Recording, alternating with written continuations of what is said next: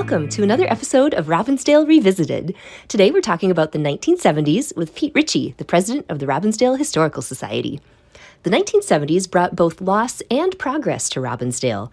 While the closing of the library and the junior high saddened many residents, new investments helped reaffirm the town as a good place to live, including a civic center, a senior center, 2 parks, renewed Arbor Day celebrations, free tax assistance for seniors, and the rehabilitation of Crystal Lake. The city's oldest school building, originally constructed in 1890 as the Parker School, was demolished to make way for a $3.5 million 35-classroom addition to Robbinsdale Junior High. Over the decades, the building had served as an elementary school, a junior high, and a district office. During this decade, Heidi Houck made history as one of the few girls in Robbinsdale and possibly the state to play Little League baseball.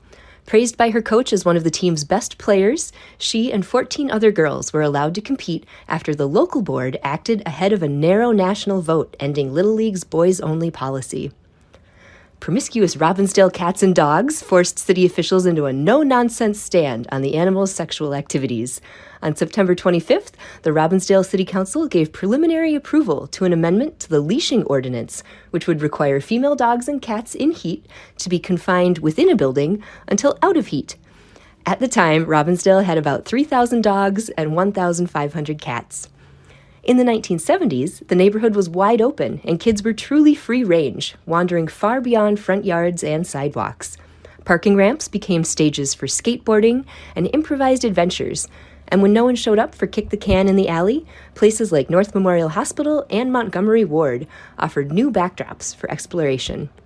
Woods, parks, and even muddy swamps invited fort building and tests of courage. For the underaged and unsupervised, Robbinsdale was a playground and proving ground for daring, discovery, and mischief.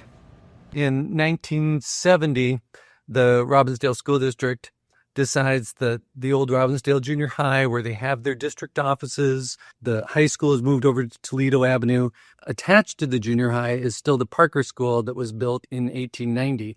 They decide they're going to tear that down. You couldn't see the original building because it had been so encased with different additions over the years. They just kept adding on to the school. And so the first edition goes in 1914. There's another edition in 1920. But it was a nice looking old brick building, and somewhere in the middle was the very old school. And people tell me about the steps were so worn. There were some stone steps just inside, and they were so worn because they'd been trampled on by kids for years and years, that there were little divots and it was sort of little indentations all over these steps. So they tear this building down and they build a great big new wing onto Robbinsdale Junior High. And the plan then is to move the district offices over to Boone and 42nd, where they eventually constructed a very strange looking tower that now they're going to vacate. In America, buildings don't last as long as people, for instance. The new wing they built onto Robbinsdale Junior High School was great until they closed that school about 7 years later. So the wing didn't get a whole lot of use. But it was a good looking thing. The Robbinsdale Junior High also had the swimming pool in it. The junior highs, for some reason, in the school district had the swimming pools rather than the high schools. Whenever we bring up the swimming pools in the Robbinsdale School District, there is always a group of men that come forward and say, we all had to swim naked. The guys swam naked. That's right, we swam naked. I thought it was so weird that we all swam naked. And I've heard so many different reasons why this might be. They didn't want to buy suits. They did buy suits for the girls. And of course, you had boys' gym class and girls' swim class. So what was the problem? I mean, there's no women around. Of course you guys could swim naked. I think a lot of these guys didn't like swimming naked, but they did, and they just got over it, and that was the rule, and they're still talking about it. Somebody recently sent me an article that had been published in Fargo, of all places, of somebody who grew up in this area, and they were just recounting this story again, because it just never gets old to think of these poor boys and how they didn't get any swimsuits, and they just had to get out there and swim. And why was that okay? Or even a good idea? That didn't happen to me. I got into junior high in the early 80s, and by that time they gave us swimsuits. I guess I'm not even sure you could bring your own. I think you were supposed to just wear these little black Speedos that they gave us. In the 1970s, North Memorial Hospital is just becoming a bigger and bigger interest in the city. And of course, that's one of the most important pieces of our tax base. was this giant hospital that was employing so many people, and it just kept expanding. During the 60s, when they first started expanding, the mayor Sahaki at the time was a little annoyed with them because they wanted to build these giant parking ramps, and he actually stopped them from doing that for a moment. Suggested, hey, North Memorial, you own lots of land out in Maple Grove. Why don't you go expand out there? Eventually they did, of course, but they kept building onto the big hospital on Lowry. And for some reason, this hospital was such an attraction. I'm going to try and leave myself out of this, but I can't. It was just such an attraction for us neighborhood kids. What are you doing? I don't know. Let's go down to the hospital. What are we going to do at the hospital? Well, there's a tunnel. I'm like, what? There's a tunnel? These kids take me down there, and underneath Oakdale Avenue, between North Memorial Hospital, and then they had built a new office building on the other side of the street called the Oakdale Medical Center. There was this tunnel. It never got old to go into the hospital, go down, take the elevator down to the ground floor, go through the tunnel, take the elevator up on the other side. And so that was the first piece of entertainment at the hospital. The other thing is when they finally built this giant parking ramp, 6 stories tall, you've got Highway 52 or Old 81 on one side and Oakdale on the other side. And you can see off into the distance, you can see downtown Minneapolis. There's, the IDS and the Poche, and it was just a great view up there. We're little squirts. We're probably 9 or 10. And what do you want to do? Let's go to the parking ramp. Okay. They had a big circular thing where you could go up the parking ramp. Maybe if you were really slick, I never got to be this cool, you could grab a skateboard and you could skate down in circles. What I did get to do that was fun on the parking ramp is we took our G.I. Joes and we made them plastic bag parachutes. And you go up to the 6th floor of the parking ramp and you fling them off and they sail over there off into the middle of Highway 52 or wherever they're going to land. And we did that a couple times. And then, I remember this guy, an old security guard. He must have been, in his 60s or 70s. And he snuck up behind us. I mean, how could we not hear him? He was, and all of a sudden he's like, hey, you kids, come with me. Of course, he's kind of marching us out of there. And at some point we figure out we're not really going to go with you to wherever the security office is or wherever you think you're taking us. And we just run. As soon as we hit the ground floor, it's like, run. And so off we go. And he's yelling in the background, but it was just background noise. However, not everybody in the neighborhood was as thrilled at the hospital as we were. There was a neighbor and a friend of mine's dad who built a big sign, and his house overlooked Manor Park. And so as they kept building things and were blocking his view of the sky, I guess, or just he didn't want to look at the backside of the hospital. And as the hospital does things like add a heliport, they had a helicopter that would land out in front of the emergency room, and that was noisy. Puts up a big sign that says, "Is North Memorial ruining our neighborhood?" And I think that sign was up for at least 5 or 6 years. So there was a little bit of protest about this giant hospital and their parking ramps, but they just kept going. They built another parking ramp and another 6-story wing and made them the regional medical care center that they are now. The other thing that was odd about the hospital is it had this restaurant in front. This is where we would go out to eat for some reason. So, we're like 13, 14, and we'd get the guts up to ask a girl if they want, hey, let's go out to eat. Or, why don't you meet me at the hospital? What? Why would anybody want to meet you at the hospital? But sure, there's a hospital here and it's got this restaurant out in front, and it sort of feels like you're in a city because there's these tall buildings around you. And so we would go in and, of course, it was a waiter or a waitress would come to the table. And so it was a class joint. And we didn't have our own phones, so there were phone booths in the hospital. So if we wanted to just go talk to somebody on the phone for hours and hours, and maybe it was somebody we didn't want to talk to in front of our parents or in our own house, maybe if you weren't lucky enough to have your own phone in your own room, you would go down to the hospital, put in a dime, and sit in that phone booth. And, well, I'm sure there were people that had far more important business to discuss, but there were plenty of phone booths. And if we were taking up one for a long time, that would be fine. So Robbinsdale continues to be a powerhouse in sports, our wrestling team, our basketball team, and of course we get women's sports in the 1970s. So they build a great big wing onto the Robbinsdale High School and they put a new gym there. In theory, that is going to be for all the women's sports like the gymnastics, and then we had a tennis team, and we had a girls swim team, and they just kept adding them as we went along. By the mid 70s, you get a girls softball team. Also at the time, which, it's hard to believe that this was ever controversial in any way at all. We had a girl named Heidi Houck who became one of Robbinsdale's very first and very few girls that were on the Little League team.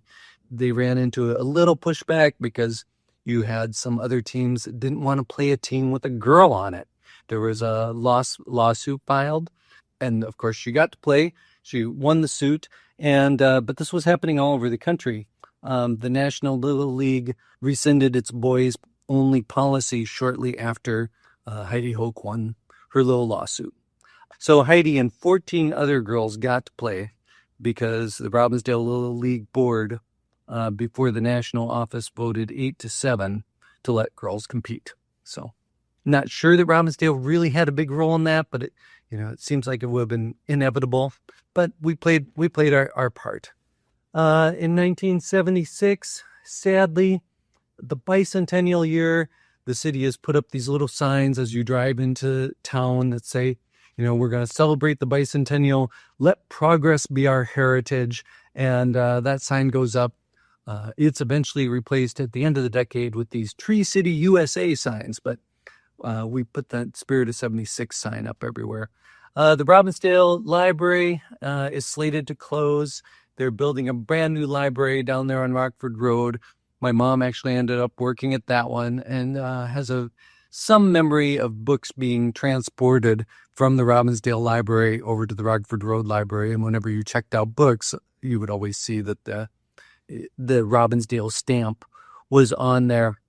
Milo Milkey, who had been the principal over at the high school and had served on various boards around town and advised the city council. And he was furious about the library being closed. He only lived about a block down. I'm sure that had a lot to do with it. And he wasn't a member of the library club, but he spoke to them often enough. But they decided to close the library despite all the protests. And, there were a couple other really strange ideas to actually pick up this building and move it over to where Grazier Park is. And you would create this little area where you would have your library building. You would have this little stone fireplace, and it never got anywhere, but the plans were drawn up and saved over at City Hall for a number of years. So when the library closes, the library club decides, and their membership at this time is mostly in their 70s and 80s. We really don't want to have to deal with the building. They decide to give the building to the city of Robbinsdale. There's some paperwork to be filled out. It is agreed that they're not going to meet here anymore. They're just meeting in people's houses at that point. So the city agrees to it, and because this land was donated by the Parker family for a library, and the library club kind of kept that in there, and so this land always has to be for a civic purpose, and the city decides at some point we're going to get the Robin Gallery in here, and that's a civic purpose. We've got a nonprofit art gallery to promote culture in the city, etc. The next tenant is actually the Teen Annex, which was a teen sexual health advisory place. They also had a pool table in the basement, but it was a place where people could come in and talk to somebody, get some counseling around birth control. They did venereal disease testing. And so since the junior high was just down the block or something, the joke was always, hey, Mom, I got to stay after school and take a test. But they were here for, over a decade. In the 1980s, they actually, while there were abortion protests going on West Broadway, the teen clinic was actually firebombed in our basement here. And there's a sort of a striking picture in the Minneapolis Star-Tribune where you have this woman with her hands on her hips standing in the burned out office, just staring into the camera, furious. And they never did find out who did it. In a rare exception to the rule, the Robbinsdale Fire Department, which is only about 2 blocks down from here, managed to get here in time, and that's why we're still sitting here, because the building was saved. The teen clinic got a grant, they remodeled, continued on with their services. The Robbinsdale Historical Society, and this is strange that It's a piece of history that we're not even sure of. For a long time, we met in City Hall occasionally. Then we met in the basement of the fire station. It appears from the usual roundup of unreliable sources that the Historical Society didn't get into this building until the 90s. The Historical Society gets founded in 1978, and all the names, when I look at who started the Historical Society, it's all the people who started Robbinsdale. There's two Shumways, and they were some of the first settlers here, of course. There's a Girling and an Ambrose, and of course their Girling house is still over there on Crystal Lake, and one of our members still lives at that house. Has been in the family since 1917, and the Ambrose house is just above Guarantee State Bank, or Citizen State Bank as it's called now, and that one was also built in 1917. But it's the families and the sons and daughters, or maybe in some case grandsons and granddaughters of the pioneers that came here and settled it. And it's kind of a story that I notice. I can't believe how many families in Robbinsdale stay here generation after generation. Not only stay here for generations, but pass the same house along. When I was growing up, I lived next door to a family where Grandma had bought the house and built it. Her daughter was living in it. And after Grandma passed away and her daughter moved out, her daughter bought it. So it was, a house that stayed in the family for 3 generations. And it's just not that uncommon. There's people that love Robbinsdale so much. Not only will they never leave, but they insist their children and grandchildren never leave either. I mean, it's kind of a cute thing about this town. And when you start digging into the history and you see these names beginning in the 1890s and carrying on right up to the present day, when just looking at our membership list, I can see these names and know something about all of these families, it's an odd thing too, because sometimes somebody will come into the Historical Society and I have read so much about their family that I just start talking to them about their family. And I'm wondering if it might be a little creepy that I know more about your grandfather than you do. And I know all the arguments he was involved in about the municipal liquor store and the letter he sent to the city council where he ranted and raved and threatened. But I guess that's just part of being a little local historian. I might know more about your family than you do. So, but I'll try and only tell you the good stuff. But we still have a great culture of schools in Robbinsdale in the 1970s. Lee School is here, and it still has one of the largest elementary school classes in it. The junior high, we have Lakeview Elementary that was built over in the 60s. We've got the high school is still a powerhouse, and the Robbinsdale School District is thriving at this point, but of course they have expanded well beyond the borders of Robbinsdale and have gone out and conquered, most of Plymouth and Crystal and New Hope, and we're all called Robbinsdale schools. But whenever it's time to close a school, and this starts happening in the 1970s, it's always going to be in Robbinsdale. So because we have the oldest schools, so we got a newer junior high school out there in Hosterman. We got another pretty new junior high school out there in Sandburg, in Golden Valley, where half of Robbinsdale ends up going. The high schools are newer. The elementary schools are newer in the western part as Robbinsdale's population starts aging. And of course, Robbinsdale's houses it's not that the houses out in Golden Valley or New Hope aren't modest homes for most part. There's some nicer neighborhoods. I don't think of them as wealthy suburbs. Not necessarily. Maybe Golden Valley, but certainly not New Hope. But Robbinsdale's housing stock is much older, and it's just starting to show its age. And as its population ages, we have declining enrollment. So it kind of makes sense that they're going to close some of these schools, but it also leads to a feeling of being picked on a little bit. When I would go out to Sandburg and then I would go visit my friends in their houses in Golden Valley, well, they were newer, mid-century modern. They were, they seemed to be packed with nicer stuff. The cars in the driveway were a little nicer. It kind of led to this feeling that, Robbinsdale's picked on because it's not quite as wealthy and it's older, and that's why you're closing the schools on this side of town, which to some extent might have been true. So I'm just thinking about restaurants and shopping and what might be different in the 1970s than you have now. Of course, Robbinsdale was not Eat Street then, but we still had a restaurant or two. Matter of fact, I went to go eat at the Thai place overlooking Crystal Lake and beautiful Highway 81 there. And I realized when I sat down in one of those booths that I hadn't been there since it was Mr. Steak. And I don't remember going to Mr. Steak all that often. And it looks like the parking lot hasn't been redone since I was a kid either. And the sign still seems to have the Mr. Steak shape, although now it's a Thai restaurant. But the booths are the same. The fake rocks up on the walls are the same. It's hard to say what changed in there exactly, maybe some colors, but it's a pretty well preserved, and it could have been built in the early 60s or in the 60s, but I remember it in the 70s. And you got this great little puppet when you went to Mr. Steak that sort of looked like a chef's hat, but also kind of looked like a cow. I was never quite sure what it was. I didn't get to go there that often because, well, I think Mr. Steak was kind of spendy. I also remember that they didn't serve beer, which annoyed my dad. What do you mean I'm going to have a steak and I'm not going to have a beer? That seems strange. But then we went down the road when we got lucky enough to get out to eat, and there was Pizza Hut. And of course, you could get, I guess it was a 3-2 pitcher of beer at Pizza Hut. At least that's the way I remember it.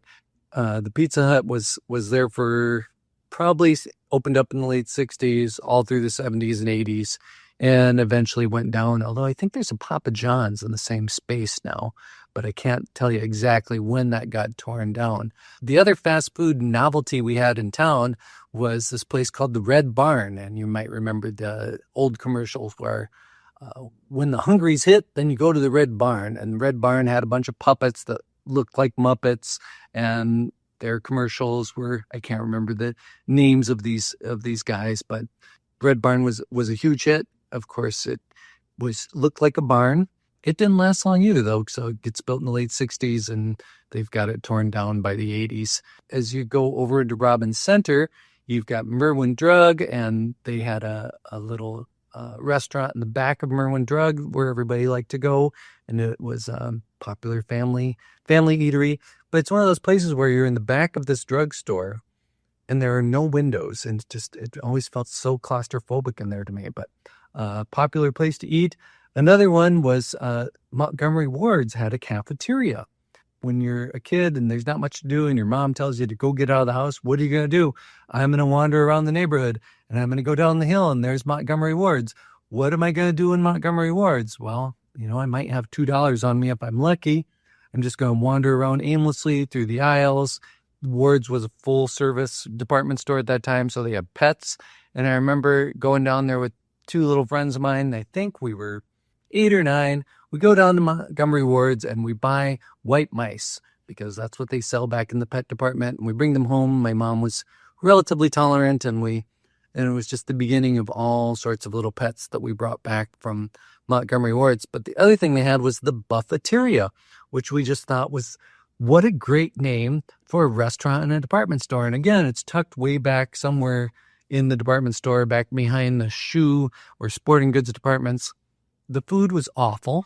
That's the part I remember when it was open.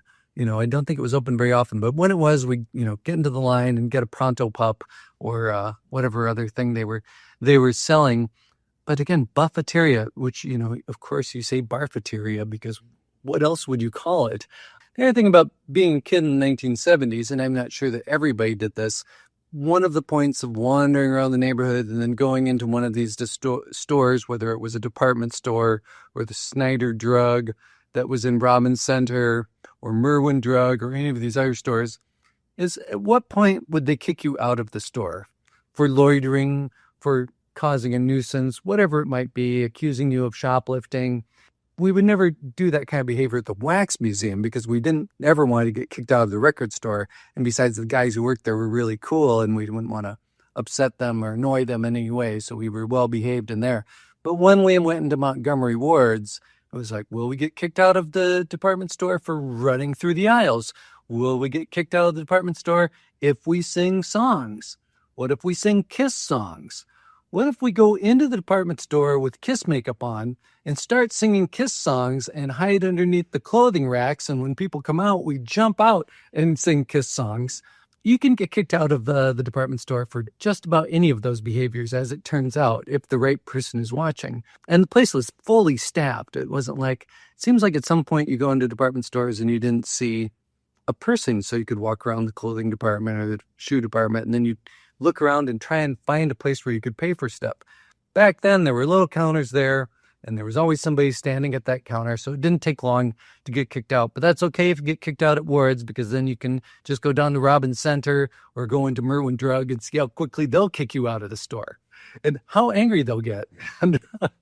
Not to say that all kids in Robbinsdale were that obnoxious, but I don't think I was the only one that ever tried that out.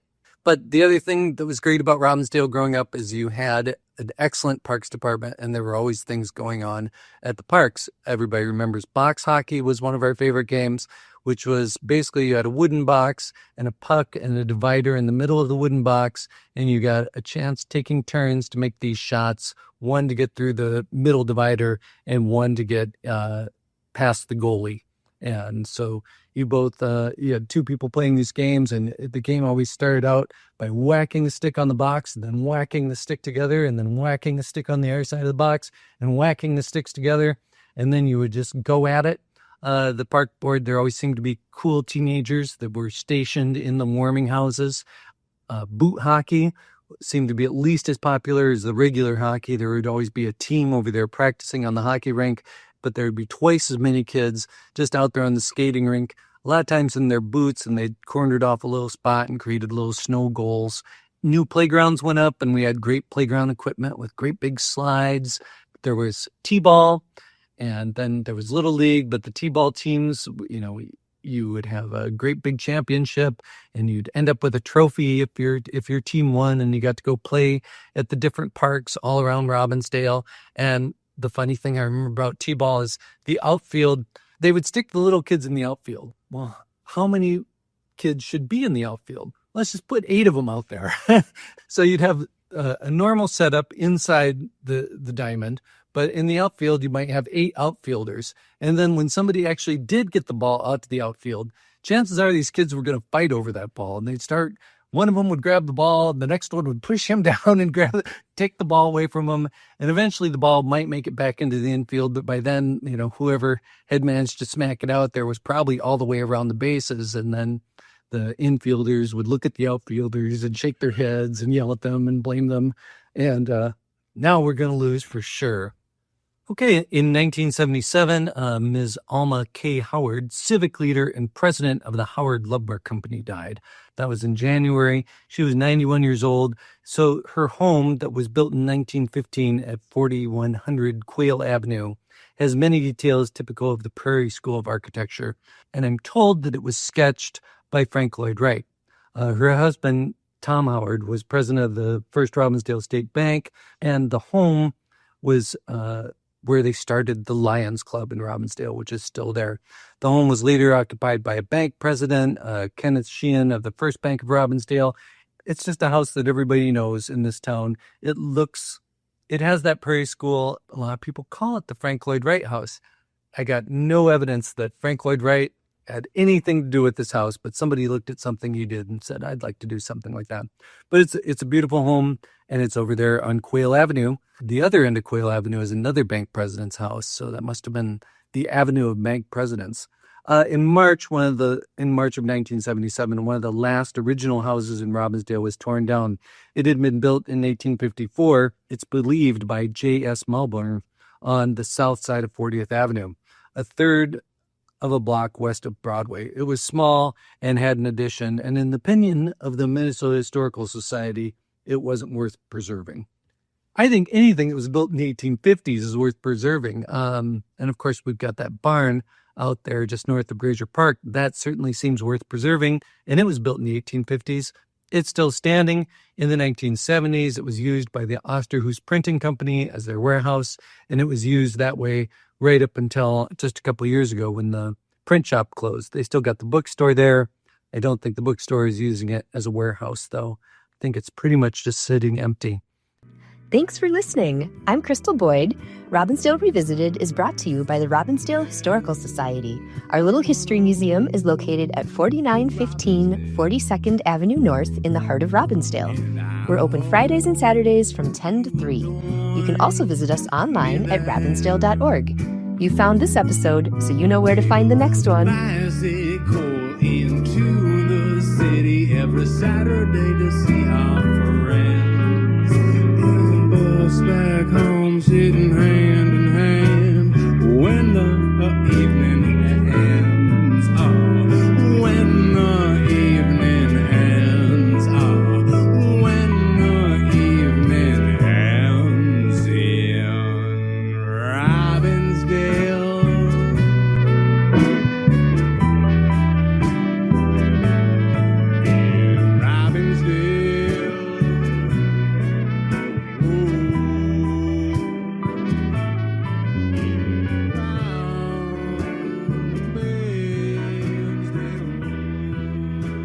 Our theme music is provided by Gabe Barnett and Them Rounders.